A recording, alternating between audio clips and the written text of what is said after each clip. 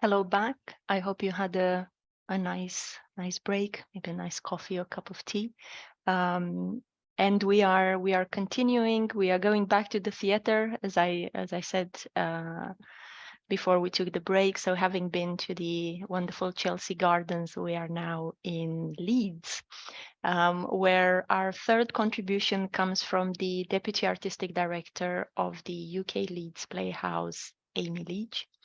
And when I really think about access, and particularly integrated access, I think of Amy, because really she has been dedicating a lot of energy and artistic skills and passion to making integrated access a reality. And I remember having quite a few conversations with her at the Playhouse about how to make access even more visible and integrated. And she has a mountain of experience, and she will kindly share with us today how she approaches access as a creative, and will tell us a little bit about some of the plays and projects where these concepts were applied. So Amy, I'm going to make you also co-host so that you can share. Let me just find you on my list here.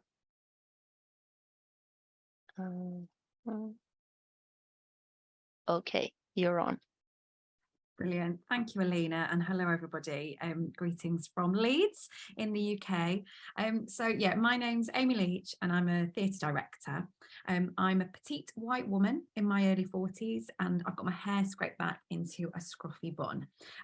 I was a freelance theatre director for about 14 years before I joined Leeds Playhouse. And I joined Leeds Playhouse about 5.5 years ago. And as Alina says, I'm currently the Deputy Artistic Director there. In the context of this presentation, it's worth saying that I don't identify as disabled. I class myself as pre-disabled. So I don't currently identify as a disabled person. That's not my lived experience. But I know that I, like pretty much everybody in the world, if they're not already a disabled person, we will acquire disabilities at some point in our life. And I think it's important to state that because the journey that I've been on, I have absolutely relied on working with fantastic deaf and disabled artists through that whole process. I couldn't have gone on this journey without the insight, the lived experience, the skills, the ideas of deaf and disabled people. And I think that's really important that I state that first and foremost as a non-disabled person. So today, like Alina said, I'd love to share with you the journey that I have been on in terms of working both with deaf and disabled artists and also thinking about access as a creative layer within the work that I make as a theatre director. So just as a bit of background, before I joined the Leeds Playhouse back in 2017, I had done a little bit of work where I'd cast a couple of disabled actors in productions, and I'd also worked with disabled people in participatory settings. But there was so much that I hadn't done or even considered. So, for example, even though I had studied some British Sign Language back at university, it had never occurred to me to integrate British Sign Language and to work with deaf actors in my work. I'd never really truly thought about the experience of a deaf or disabled audience member watching the work that I had made and thought about how I could factor that into how I made the work. I'd never thought about consciously casting a disabled person from the very seeds of an idea and thinking about how being conscious in that choice might affect the way that we told the story or presented that character. I'd never listened to the audio description on any show I'd ever worked on. Now, what I could do is I could say as an excuse for all of that, in all of those 14 years before starting at the Playhouse, I was a freelance artist. And that has meant that I was contracted only to press night, to opening night, and therefore I wasn't around for when those access performances took place. I could have also used the excuse that as a freelance artist, I had far less power to insist on access and inclusion than I do now as somebody who's employed by a really large scale regional theatre in the UK. I could use the excuse that there was no money budgeted in those show budgets for any of this work. But really, when I look back across those 14 years where I wasn't thinking about access, I wasn't thinking about disabled representation in my work, I'm really ashamed of myself. I'm really ashamed of myself for not thinking about all of that in that work. And more than that, I'm really, really gutted that in all of that time, all of those shows, all of those potential collaborations with brilliant artists, I'd wasted those opportunities by not grasping that access can be so much more than occasionally providing the basics. And what a waste of all of those opportunities, what a waste of such artistic potential. So I wanted to give that context because there can be absolutely people who've never thought about access or disabled representation in their work. And I'm kind of here to say neither had I up until about 5 years ago. And actually now my practice has changed completely and utterly. And so I suppose my kind of invitation to everybody here, and I know you're all here because you're interested in access, you're already working probably with access, creative access, but it's really to say if you haven't started or it feels quite daunting, you can get cracking, you can make a start. And hopefully some of the ideas that you'll hear through today will help you on that journey. So 2 things changed for me and my journey that I went on. One was becoming, at the time, the Associate Director of Leeds Playhouse. Leeds Playhouse are part of a consortium of theatres here in the UK called the Ramps on the Moon Consortium. Ramps on the Moon is 6 large-scale regional theatres that came together about 7 years ago to aim to make a major step change in terms of the representation of deaf and disabled people within the theatre industry. They wanted to normalise the presence of deaf and disabled people on and off our stages. So those 6 theatres, Leeds Playhouse being one of them, came together to pledge to really look at organisational change across every aspect of what they do as an organisation. That's from the work on our stages, the artists that we're working with, through to our box office processes, our welcome front of house, our recruitment processes, absolutely everything about our organisation we pledge to try and do better.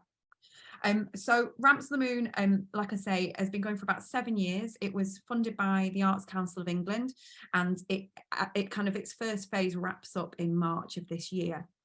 One of the big things that is part of the Ramps on the Moon consortium is that each year the idea was that one of those theatres would create a really large scale piece of theatre that would be performed in that theatre and then toured to the other 5 venues.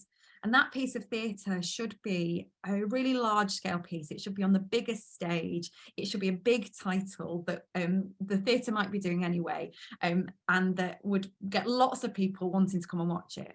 But it should have an integrated company of deaf, disabled and non-disabled artists working both on stage and off stage. It should also have audio description, British Sign Language, captioning present at absolutely every performance, and they should be there as creative layers to those performances rather than added on after the event. Our turn, we got to do our production 4th out of the consortium partners, and quite early on in my time at the Playhouse, I got very excited by us being a partner of Ramps on the Moon, and became quite heavily involved in everything that meant for us as an organisation. But I also decided that having watched the other Ramps on the Moon productions, they really excited me. The thought of how difficult they looked to do, how epic the challenge of the integration, both in terms of the cast and crew, also in terms of all these access layers, felt completely thrilling, but also terrifying. I was absolutely terrified at the idea of doing this kind of show. And I think, you know, as artists, as creative beings, we want to be challenged. I think it's always really good to scare ourselves a little bit, because that means that we kind of are going to push our practice. So that was on the horizon, and that felt like, therefore, I needed to start to make a change. So that was one of the things that led to me making a change in my practice. The other thing was a much more personal thing that happened, which was through the Ramps on the Moon project. There was an away day where I met an agent for change who was working in another of the theatres. So our agents for change are disabled people who are employed within each of the organisations to provoke and suggest change from a kind of lived experience of disability. And I got talking to the agent for change for another of the theatres at Sheffield Theatre. And that agent for change is a brilliant theatre maker called Ben Wilson. And Ben told me in the buffet queue of this day that about his experiences as a blind theatre goer and a blind theatre maker. And he was telling me about how he listens to audio description. And obviously audio description is a brilliant access tool. There's some very skilled audio describers who provide that service and who do a lot of work. But he told me about his disappointment with listening to that aspect of shows. He told me about how objective the voices have to stay, how they don't necessarily kind of add to the magic of the theatre making process. And so whilst he's grateful that that service exists, it doesn't, it's often the time he feels most disabled in his life is when he goes to the theatre. And this really stuck with me because I realised that I had never, ever listened to the audio description on any show I had ever made. And I felt awful about that because what I realised was that here was a whole layer by which some of my audiences were experiencing the work that I had made, and yet I had never given it any thought. So I made a pledge that the next show I directed, I would listen into the audio description, and I did that. And I was really disappointed. Those audio describers were doing a great job, but if I had had just one conversation with them, to talk to them about the world of the play we were creating, to talk to them about the characters, to talk about some of the descriptions they might use, it would have been so much better. One conversation could have made it so much better. I also felt like there was so much artistic potential here. Here was a whole nother layer of creation that I could get involved with and think about in my process. So I pledged that the next project that I directed, I would explore audio description in it. And that's what we did. So the next thing I was going to be doing, I said to our team at the Playhouse, let's say in the brochure that every performance will have audio description, have creative audio description available for every single performance. At this point, I had no idea how to do this. I just thought if we put it in the brochure, then we would have to do it. It would have to happen. So we did this. We put it in the brochure, and I invited Ben, that brilliant theatre maker I'd met in this buffet queue, to join me as an audio description director. And along with him and one of our audio describer team, we went on an amazing journey together. So the play that we were working on was a play called Road. For those that don't know this play, it's quite a contemporary classic here in the UK. It's by a writer called Jim Cartwright. It was written in the mid-1980s during a time of real poverty and political crisis, kind of weirdly not dissimilar to the experiences we're having with all the strikes happening today in the UK. It's a story of, forgotten communities, and it's set in the north of England. It's got a very strong northern accent to the play. It's full of brilliant, brutal, gritty, poetic language. And so we wanted the audio description to match how filthy and how visceral that language is in this play. The other thing about Road as a play is it is completely made up of monologues and duologues. So most of the time there's only one or two people on stage. And that means that of the 8 actors, there's always at least 6 actors backstage twiddling their thumbs. So we had the idea that we would put a 1980s phone box into the design of the play. It's set on a northern street, and we would add a 1980s telephone box into that design. And throughout the course of the play, when actors weren't on stage, they would go into that phone box, as people did back in the 80s, kind of didn't necessarily have house phones. They would go into that phone box, and through that phone, they would speak to our blind and visually impaired audience into their headsets, and they would describe the world of the play in the language and in the character of those brilliant northern characters in the play. And it was absolutely brilliant. I mean, the creative possibilities were so exciting. We found that people wanted to get the headsets regardless of whether they needed that access requirement, but actually they wanted to listen. They were missing out now on a creative layer in the show. And for me, I felt like I discovered that I had been using the same set of paints for my whole career to make theatre with. And suddenly I'd realised there was another layer in that box of paints that I hadn't realised was there. It kind of opened up all this new possibility. So what I'd like to share with you now are a few other examples of shows. I'm not going to share all of them because I've done a lot of work now over the last 5 years, but I wanted to share with you a selection of things that I have explored in terms of deaf and disabled representation and creative access. So I'm going to just take a moment to share my screen, if that's all right. I've just got a series of pictures which I'll also describe as we go through.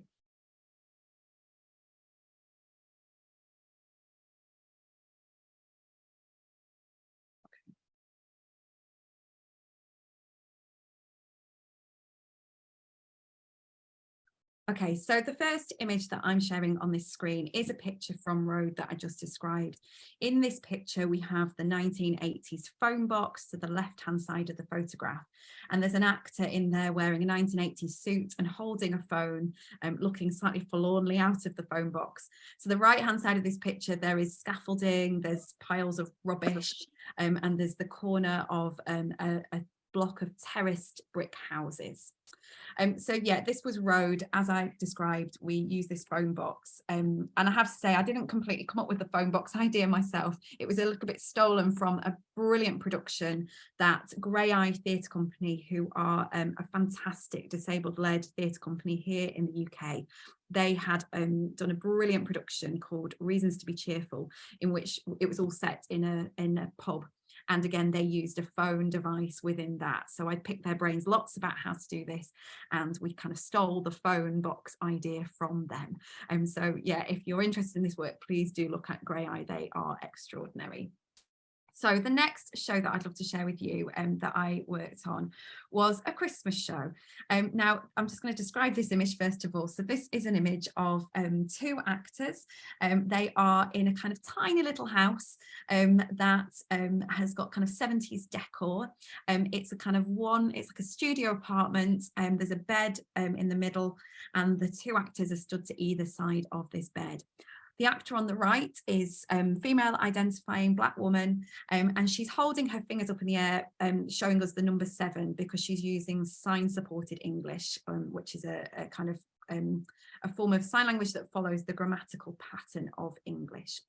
To the left-hand side, we have another Black actor who is dressed as an elf, and he's doing some fun dance moves in this picture. So this is a production of a Christmas show that I made called The Night Before Christmas. This is a show that's about these two characters, Carol, the woman, and the elf. And it's set on Christmas Eve. And in this story, the elf has got lost. He's lost Father Christmas. He's lost on Christmas Eve. And if he's not returned to Father Christmas by midnight, he will die. And he finds himself in the house of a woman called Carol who hates Christmas. And together, she has to find a way to get him back to Father Christmas, and in the process remembers the Christmas magic. Now, the great thing about this show that I realised was that this was a show that already the elf spoke Elvish. He didn't speak English. So these two people had to find a way to gesture and to, use basic signs to communicate with each other. So what I realized about this is that already in the very heart of this play was a story about two people learning to communicate, learning each other's language, sharing a way of communicating and getting to a point where they understood each other. So we cast a deaf actor as Carol. The person on the right of this photograph is deaf, and she used spoken and signed English. She used some British Sign Language. We use lots of gesture, and what we were able to do is to completely integrate British Sign Language into the world of this play. This play was also designed for 4 to 7-year-olds, so it didn't have lots of text. It's not a very text-heavy piece. It already was highly visual because of the age group we were making it for. So it was very easy to find a way to make this whole piece really accessible for our deaf audiences in a really exciting way. But there was something so beautiful and magical about the moment where Carol and the elf say goodbye to each other, and he's signing Merry Christmas, Carol, farewell to her, and they're saying farewell, and they've kind of learned each other's languages. So I thought this was a great example of where you can look at what you've got for free already within a piece of work. This was already a highly visual piece about needing to communicate across 2 languages. So adding that extra layer of sign language really didn't take very much work, and it was an absolute joy. It added loads more beautiful layers to this piece. The next play that I would like to share with you is from a brand new play that we did in 2019. This was called There Are No Beginnings by a brilliant British writer called Charlie Miles. The picture that I'm showing you has 2 white women having a bit of an argument in it. The woman on the right is older. She's a woman in her 50s. She's wearing a quite dowdy cardigan, and she's kind of being quite emphatic in how she's talking to a much younger woman, a teenage girl who's wearing all white, who's looking quite quite annoyed in her face. So this play was written by a writer who does a lot of work in radio, and also in spaces where there really isn't very much by way of set and props. And so she has a real knack within her work of making them highly descriptive. Her text is already really, really descriptive, so you don't really need any set or any props to do Charlie's work. We actually staged this in the round, so we've had very little on stage at all. And what we discovered in working with another brilliant blind artist called Chloe Clark is that actually this show was already about 90% accessible for blind and visually impaired audiences. There was already so much description built into the language. It was also a play that used a lot of clips of radio. It was about a particular time in the 1980s in Leeds, so it was using a lot of radio and news footage, kind of aural information. It used a lot of music from the time, so it was already a very aurally sensory world that was being created.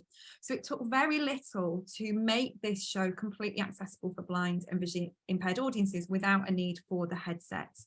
Sometimes it was only we needed to add 1 or 2 words. So for example, there was a scene where the character that's on the left of this picture was talking about a television screen, and originally was talking about a girl on that television screen, and the line was, "Look at her."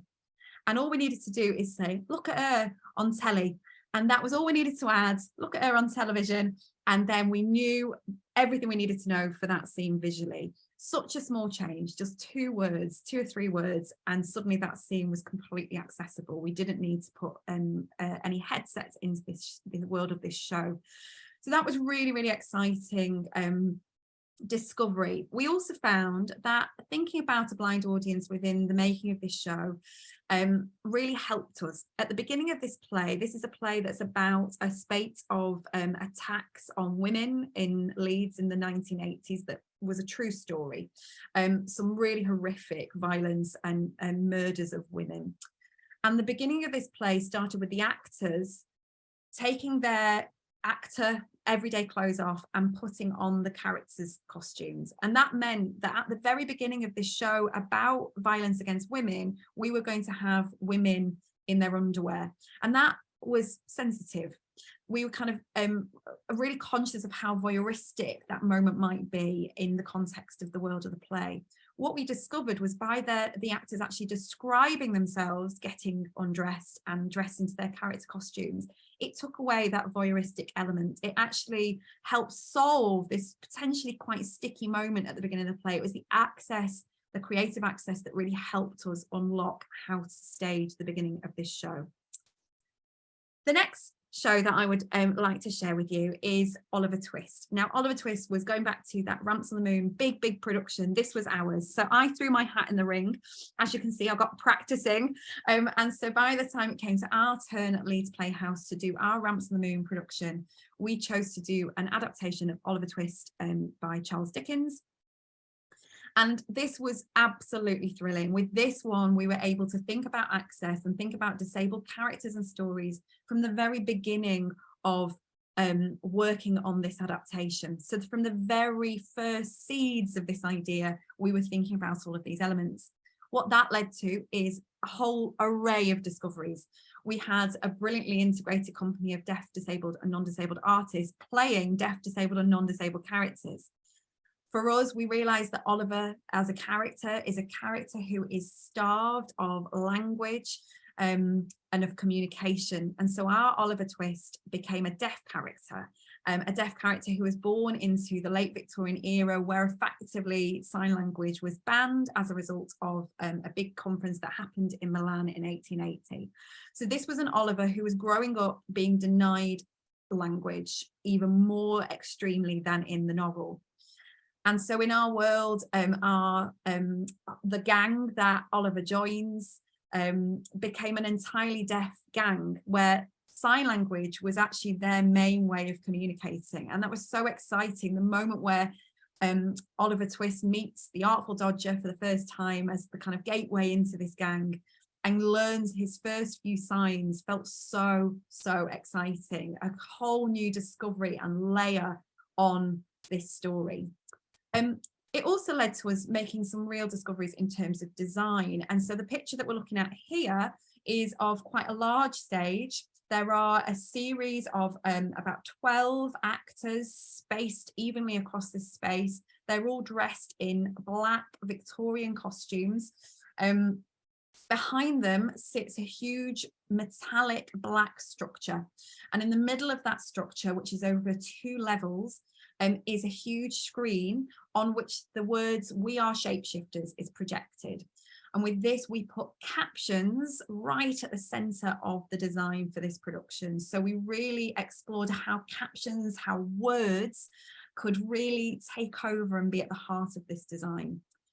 This black structure is sat on a largely white floor, and although it's not quite obvious in this picture, it's actually, there's a white backdrop to this space as well.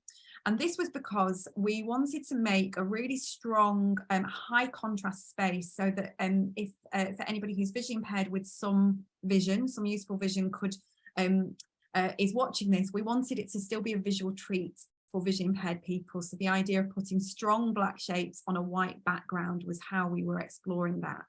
We also did things like where we had deaf characters who maybe didn't use their voice, we gave them costumes that had sound built in. So Nancy had jangling bangles that made noises.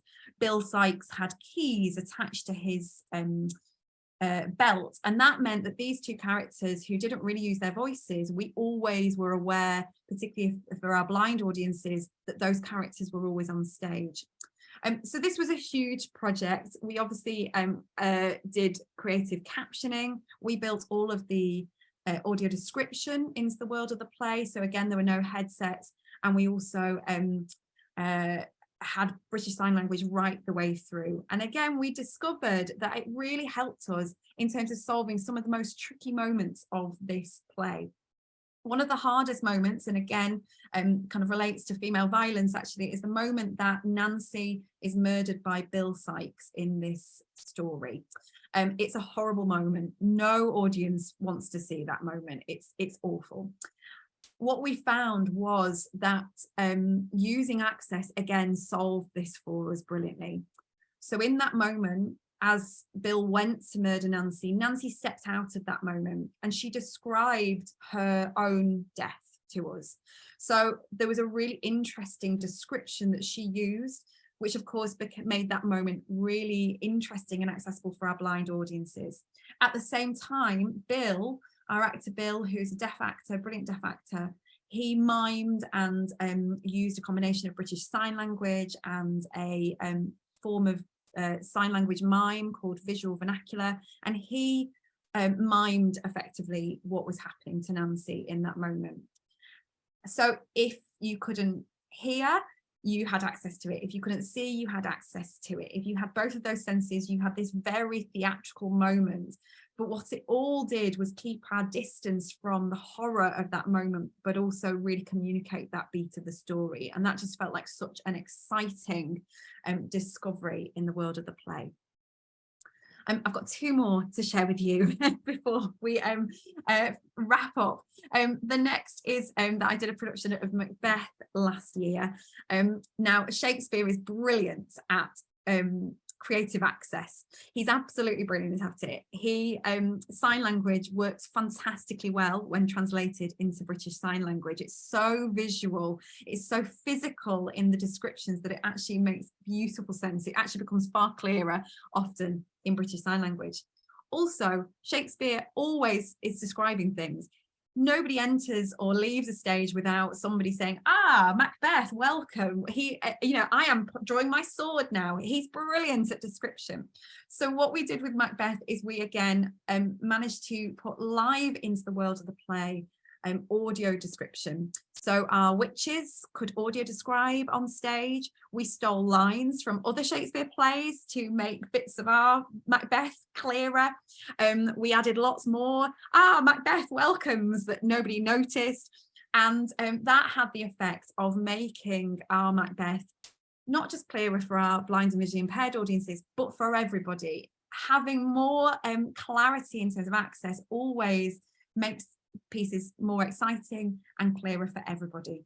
So that was our discoveries on Macbeth. We also had one of the families in the world of the play, the Macduff family, were a deaf family.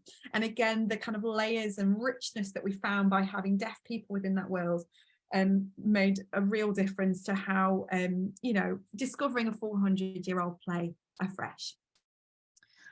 Finally, the last image I'd like to share with you is a production that we start rehearsals for in a couple of weeks, and that's Lord of the Flies. And I'm sharing with you the image that is the poster for that show. So on here we've got the word Lord of the Flies kind of scrolls across a wooden backdrop, and to the right hand side we have a young black teenage female who is in school uniform and wrapped in one of the kind of silver emergency blankets. For this Lord of the Flies, again, we're going to be exploring audio description as a creative layer. We've got less flexibility with the text than we do with Shakespeare because we can't kind of chop it around and do what we like with it in quite the same way. So we're going to be going back to using headsets for this one. And with this, we're going to have the audio description pre-recorded by our youth theatre, so that we have the voices of young children describing from the bushes what's going on in the main action of the play. We're also going to be working with a visually impaired actor to play the lead character, Piggy, who I'm not sure that that's ever been done before, but I'm really excited about the authenticity and additional layers that's going to bring from such authentic casting in that role. And again, we've got a real integrated company of deaf and disabled artists. I'm very excited about the journey that we're going to go on with that. So I'm just going to stop sharing my screen and return to my notes. I suppose I want to share all of this journey with you because what I have found through this work is that it has completely changed and opened up my theatre practice. It's led to me having the opportunity to work with an amazing array of deaf and disabled artists who have shared such immense talents with me. They've really exploded and expanded the many ways that I can think about casting and telling stories.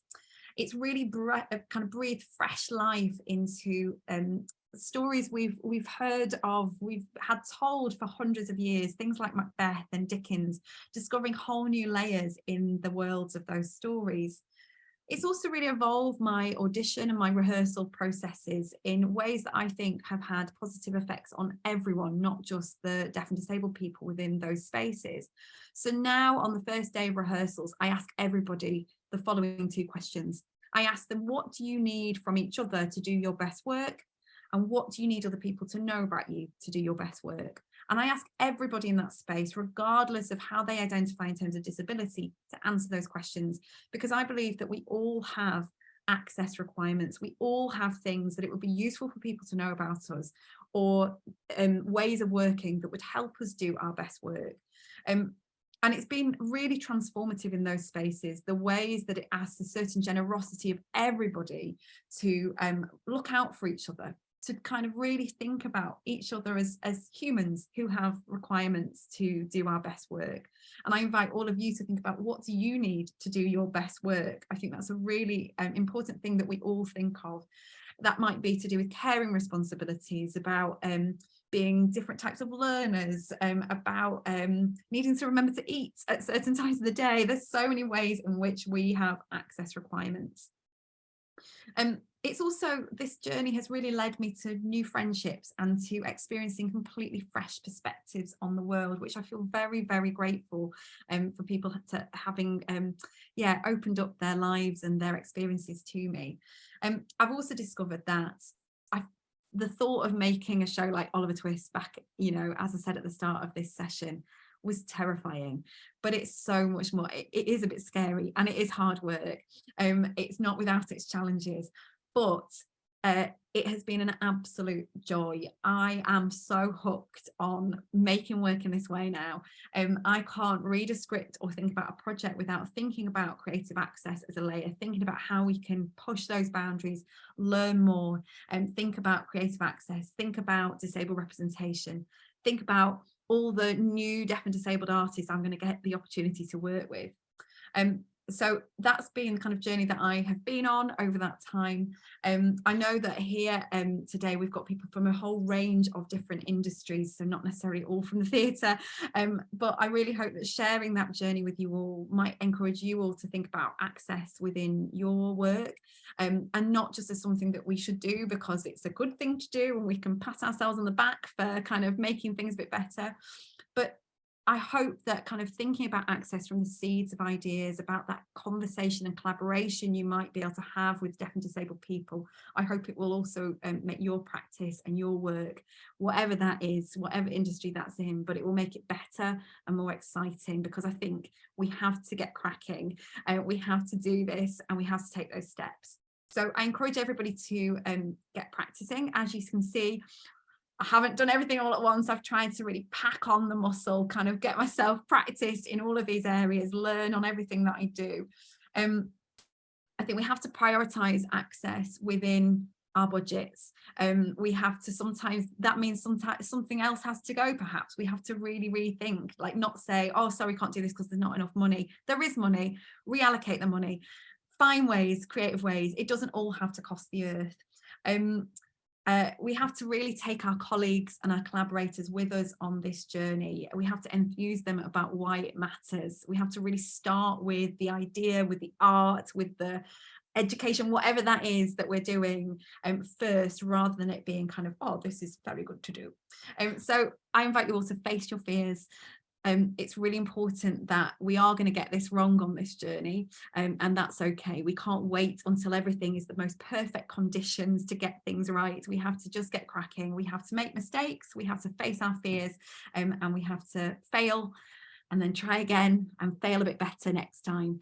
So that's the end of my presentation. I know we've got about 10 minutes left before I think you're taking lunch. So if anybody has any questions, I'm very happy to discuss further. Thank you, Alina. Thank you very much, Amy.